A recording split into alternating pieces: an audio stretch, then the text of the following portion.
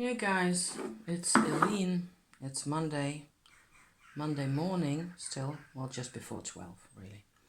I believe it's the 2nd of September, so we're into September now. Times fly, times go by. Actually see that I haven't applied this strongly enough, so I'm gonna give it another twirl. As you can see, I am trying to talk and think and apply at the same time. This is the dishwasher brush that I made, that I showed you a while ago in a vlog, how I made this, with dishwasher brush that turned into a spindle. These things cost €1 in the shop, and I wanted to try out spindling, spinning with, I've spinning wheels, but I use those for larger quantities. Thread to make, yarn to make, and I've been wanting to try out, spinning with spindles, but I always felt like, okay, so as now also, I'll try to not show the armpit the whole time because you do not need that in your life. I don't think. But they're, kind of, sometimes they're expensive or they don't look so cool. The cool looking spindles that are really pretty wood and all that, they're expensive. It's like 60 or 80 euros for a thing that I didn't know I was going to like to use. Okay, so by now I know that I like this. I will like working like this, and it works really well. I especially can work, with alpaca wool that doesn't contain lanolin, at least not in any quantity that is a bother, which means that I can spin these two here that I've got here. The dark one, I don't know if you can see, there's a black and brown thread here. That is alpaca wool, and it's a bit irregular, but that's how I actually like it. This is a very witchy kind of yarn, and I've been working on this for all summer really, and I'm going to be crocheting this into some kind of a shawl, and it's going to be fabulous. So all of that in due time. As it is at the moment, I didn't come out to talk about spindles. Don't actually think that I'm going to park this now, because I'm not really all that good at multitasking, even though I think this is going rather well. I don't think it makes that much of a difference for you to either, listen to me talk or to actually see me do this. The thing is, I have to go to the dentist tomorrow. Big, massive deal, okay?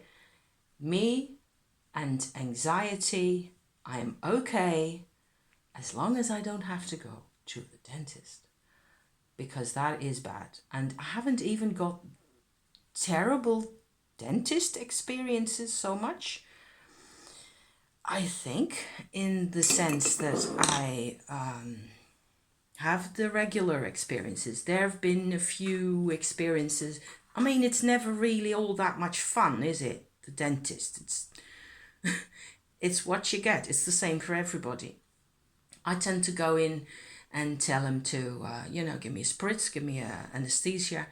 The moment they even start to just look at things and they need to do something, it'll be anesthesia for me, localized. I'd rather walk around with a thing like that for a couple of hours than to have to come any closer to what the, drilling and things are actually like. So if I can manage that. The thing I hate most about it is being turned sort of upside down in the dentist chair. That is my worst nightmare, and I have recently actually figured out more and more a couple of things. So this is why I actually came out. I didn't come out to show the spindles because I've shown those before, and that's fine. And I'm just noticing a few things in how my life has changed. And weirdly, the anxiety is actually still more or less the same, and how and why that is. But I have changed and grown so much that there's memories of the experience of the anxiety much more than of the actual thing that the anxiety was supposed to be about. And that is, it gets kind of complicated, but I feel it's really worth thinking about and talking about. And that's what I've been doing. So for the past week now, in terms of other mental health, well-being kinds of things, this, by the way, is just a bit of a hinge, slight joint ache that I am doctoring by putting pieces of sock around it. So don't worry about the thumb. Thumb's fine. It'll sort itself out. In terms of recent practice, I've been pulling a card a day, or, sometimes a couple of cards, to help me recenter myself, because that is an actual sort of a pinpoint mental health practice that I can do that keeps things easier to deal with for me. I am a person, I will just fly mentally into all directions. I'm a scatterbrain, if you like. Not that much of a scatterbrain. I will just not be here mentally, That is a history that I've got. I'm 58 years old. I've had 58 years worth of experience of not being in my body so much. So I've been doing cards, tarot cards, from my Voyager tarot that I love, and just am in awe of each time how much I, love coming back to that deck. I can show you my card. Hold on a second. Be right back, okay? Just grab my deck here and the water bottle, because I sense already that I'm gonna be needing and wanting a sup of water. So I think yesterday's cards should still be here, because I didn't think I put them back in the deck. Let me see. The Voyager, oh yes, here they are. This is the Voyager tarot. As I use it, I trimmed it and sort of did several washes of paint. I had this card, which is the Magician, yesterday. The third card in this set is the Death card. Very much on point. And the first one is the Ace of Crystals. So that's what that looks like. Just in case you never heard of the Voyager Tarot before, you can look it all up, okay?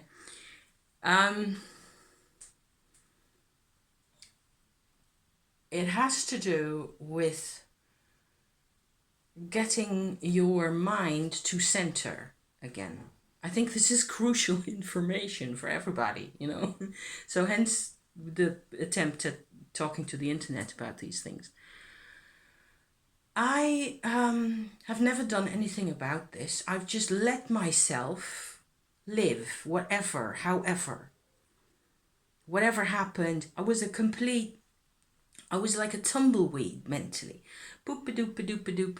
Wherever the wind carries me, historically, okay, back in the day, certainly, I used to love school when I was a teenager, because it kept me sort of going in a particular direction for an hour, whether it was math or Latin or whatever it was we were doing at the, I was interested in information. I'm interested in everything. That's one part of the problem, which is probably why I'm a tumbleweed. I think that's a better term for me than a scatterbrain, because I don't go in all directions at once. I just go in one direction and off I am gone into the horizon, I just lose track of who this is and who I am as a person. I didn't get talked to as a person. One thing that comes to mind, as I was growing up. So, and afterwards, it was, as I was supposedly an adult, I had nobody talk to me as a person, and I did not speak as a person. I notice now, as I stand here trying to figure this all out with you, for you, I am becoming aware that this is actually a very deeply lacking segment in how I present myself and so on. I tend to always go for whatever is more or less rational, what makes sense. If you watched any of my videos in the past, that is what I'm trying to always do. I'm always trying to find like a objective perspective, also because I've seen too much struggle between people and too much antagonism and people suffering as a consequence of struggle and results, and years down the line, God, it's still going on and it's still a mess, and everybody's never sorting out what it was that they thought. My mum and her father, the only relatives that I saw and was around consistently for the first 28 years of my life, they were at square odds with each other, completely misunderstood each other, and they never had any sort of a decent conversation between them ever. They just couldn't make it happen, and there was too much, and there was too much pain on both sides, and a lot of the actual real historical pain we've no way. And my mother wasn't easy in forgiving. She couldn't let it go. So they were both Taurus signs. So yeah. I have my North Node in Taurus, so if that means anything to you, it means I have to do some sorting around these themes. And for the longest time, I've wondered whether forgiveness is just a word, whether that's just something that people tell themselves or each other to do, and it's just an idea and it doesn't really exist, which I don't believe that anymore, but it used to be how I looked at that. So back to the whole anxiety management thing. I have anxiety because I have to go to the dentist, and parts of it are becoming clearer as I look back and as I look at myself now. One thing, so in terms of management with those cards, with pulling the cards every day, I only knew that I had to, have the filling replaced in my tooth here in my molar Thursday evening. So before that, for the 4 days in the week before that, I was already pulling my cards because I started to notice that it is so easy for me to just completely lose track of who it is that I am. I get involved in things, I get involved in information, I get scrolling, I get just like everybody else. Even with the spinning, I managed to put myself on a train of thoughts and to just disappear. I just evaporate somehow, It's not true. It's just that mentally, it's like the left and the right brain parts are doing different things, and they're, off on their own. So there's that. So one thing I've noticed in terms of management of I'm sweating. I'm sorry, guys. I have to wipe the mustache. It's hot. Last day for now that it's 30 degrees. So that's why I'm recording this now instead of later in the afternoon when I might have been a bit more awake. It's one of those days. Very muggy also. It'll be raining and thundering in the afternoon. So that should be refreshing, right? I find this all really mysterious. One thing that I've noticed that is crucially important to me in dealing with anxiety, with the experience of having to face something that I think is really unpleasant and that triggers me. Dealing with the trigger is the basic thing here. There's the origin of the trigger, that's important. And I was thinking to myself about that, and it's also why I came out. But the crucial thing now is if I am too tired, if I'm mentally tired, something you can't really see. If I have been, cleaning my house vigorously all day long, I'm going to be able to tell that my shoulders and my back and so on are telling me at the end of the day that they're tired. That makes sense. Mentally tired is not something, it's not a category I'm aware of. I don't go like, oh, I can't do this anymore. Because I have trained, I suppose, my mind to just go on regardless for all sorts of reasons. Also bad reasons, you know? I just kept going. So, yeah, last night I was in this mode of getting more anxious.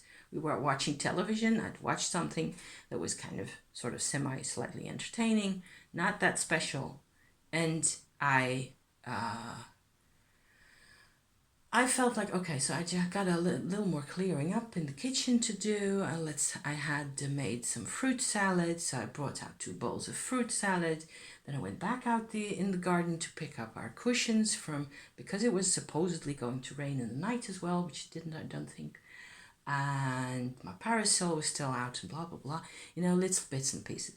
And as I was doing my own bits and pieces, I noticed, hey, I'm actually feeling a lot more anxious. I was getting anxious while I was watching television, because television is like the ultimate sort of a tumbleweed, dragging the tumbleweed along into whatever it is thinking of and doing.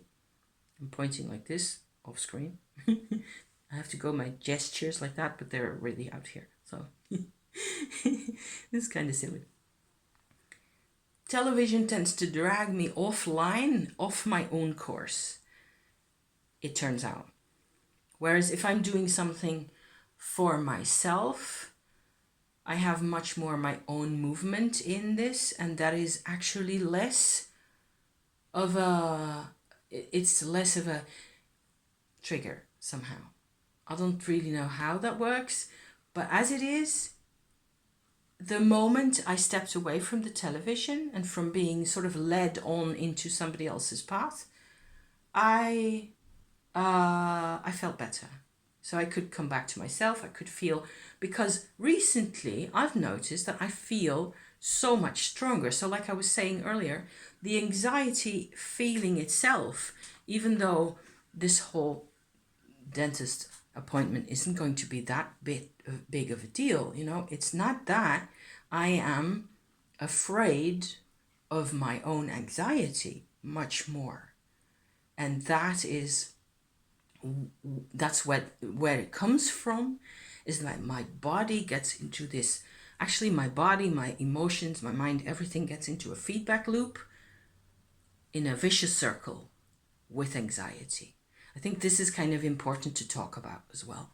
And the cause for that is finally becoming clear to me. And it has to do with my mother, who was the scariest person that I knew when I was growing up, okay?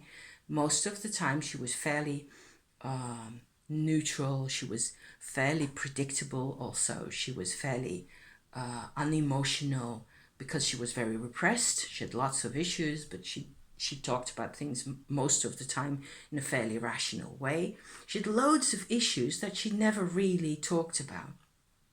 However, when I was very small, she had a couple of really bad years, really, the first 4 years of my life, were the worst for her personally, which I know of because, well, she did tell me some of it, and I remember some of it, and part of it has to do with the marriage to my father and so on.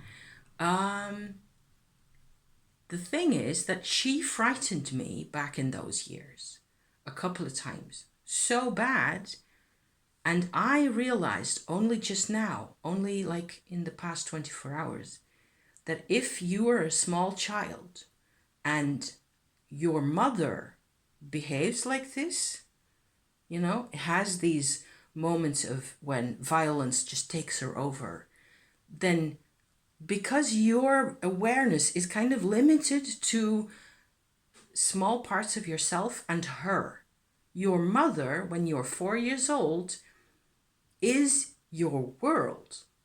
So simply put, if your mother is unsafe, the whole world is unsafe. That goes into exactly, into my system, into my metabolism, my blood pressure, my heart, everything. It just goes in there. It has gone in there and it has sat in there.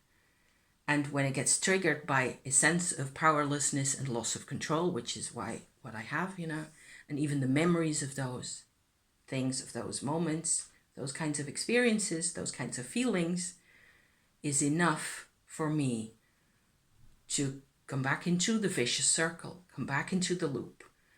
And then that's my programming, my whole body, my bowels, I swear,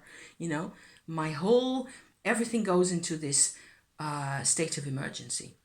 And because the association is with the whole world is unsafe, and I am too small and incapable of dealing with any of this. I cannot deal with this, everything just goes into panic mode. So I've never understood this. I have never been able before to really understand. I saw the parts, I saw the anxiety, most of it, or some of it, at least recently, over the past couple of years, been able to more and more let myself feel the actual anxiety as it is, without losing complete track of my whole mind, but without going bonkers and just crying and bawling and clawing at the universe to just go away and leave me alone. That is the state, where I go to. And I've been able to do that because I have grown a lot stronger in other parts of me. So psychological integration is what you want here.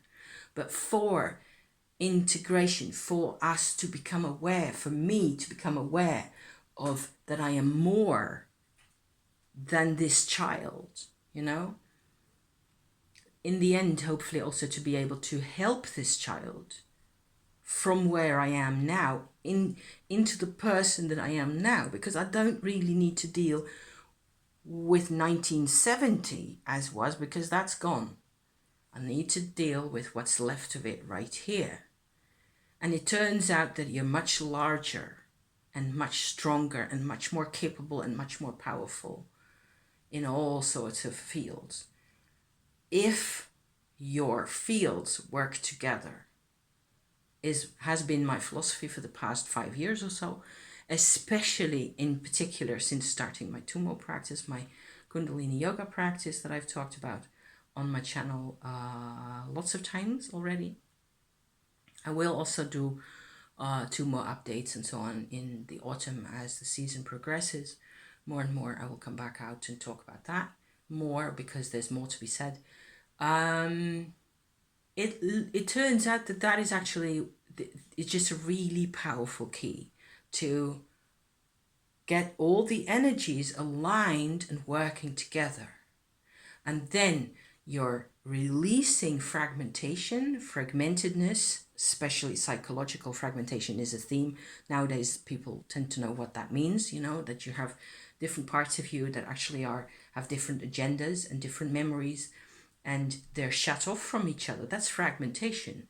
Parts of you want things that you don't realize that you want.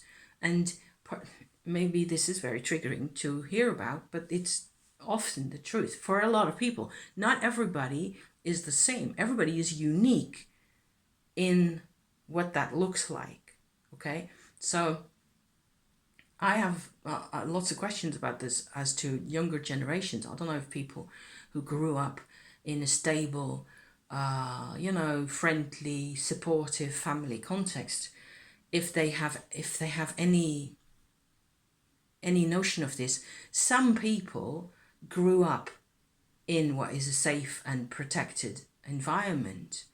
They still, carry with them a load of baggage from somewhere that causes fragmentation, so that creates all sorts of, and I believe the answer to a lot of the problems in our mental health and emotional health, well-being scenarios as humans is either anxiety or depression, and they meet often, they add up to each other, and they are caused really by fragmentation, and the answer to the fragmentation is integration.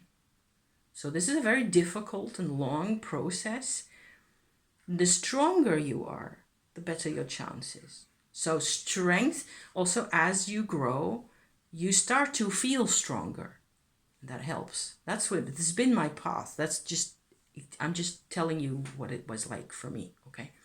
So I notice now, coming back to my, general present day scenario, that it hurts much more here. I can actually feel it sometimes here, especially self-doubt as to how am I going to manage? Am I going to be okay?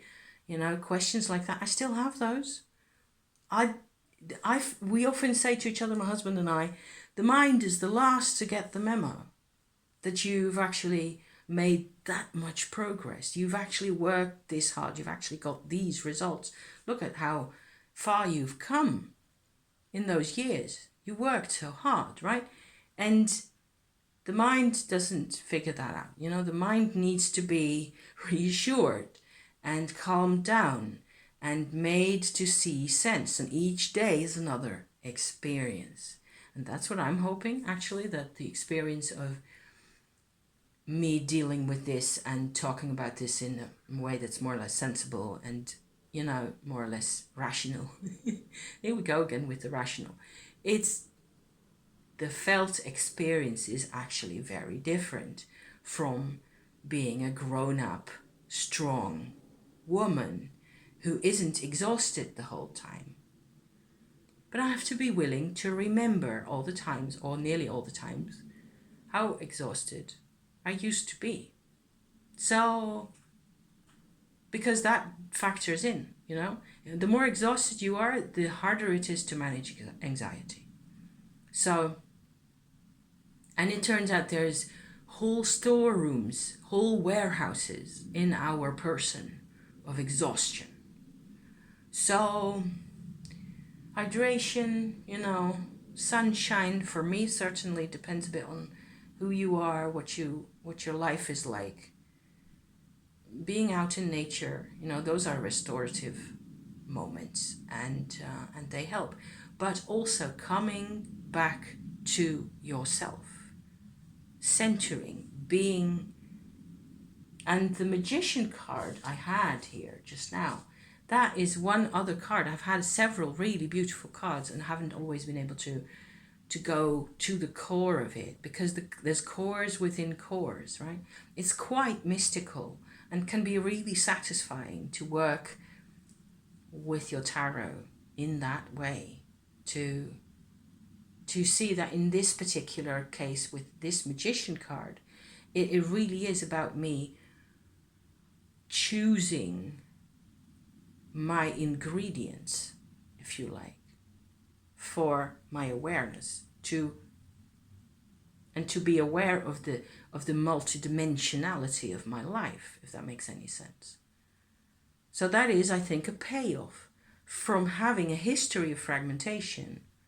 You suddenly go to multidimensionality. I think that was the whole point. So that ends my sermon. That is half an hour. Sort of. I end my sermon. I have you could go on about this for a bit longer. I haven't taken any notes or prepared anything. I just had a couple of thoughts that I felt like, I might as well just put them on the internet. I have tarot decks that are new to me that I will be, showing and uploading soon. There's one of those is already vlogged. I recorded that last week, an unboxing of a tarot deck that is really new to me and really pretty and really exciting, and I'm really pleased with that one. And I think I will upload that somewhere during the week. There's another tarot deck that I've been working on the background for and found some more information, which is rather hard to get. So both of those are in the near future, okay? That will probably happen early then in next week. So I'm trying to do sort of one plus a bit video a week nowadays, so that if you want to know, that's what I'm doing, more or less. Thank you for watching. I'm going back to my spindles, have a bit of music, have another drinky, and generally wait for things to develop. There you go. Bless you, my dears. See you next time. Okay? Bye for now.